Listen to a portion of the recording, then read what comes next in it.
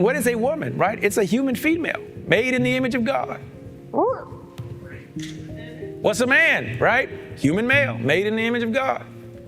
Are there any other kinds? No.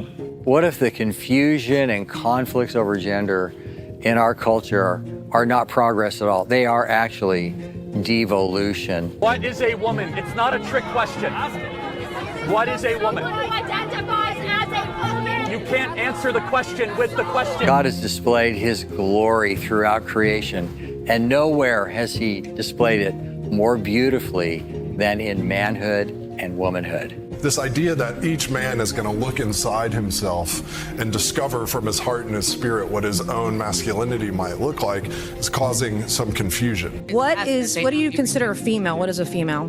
There are some women who were assigned a female. You say you're here to defend women. You say you're here to defend women, but shouldn't you be able to define one? That's why Church and Family Life is hosting Manhood and Womanhood, a conference on the glory of God in the creation order at Ridgecrest, North Carolina, May 7 through 9. Come join this quiet revolution in motion. Register now at churchandfamilylife.com.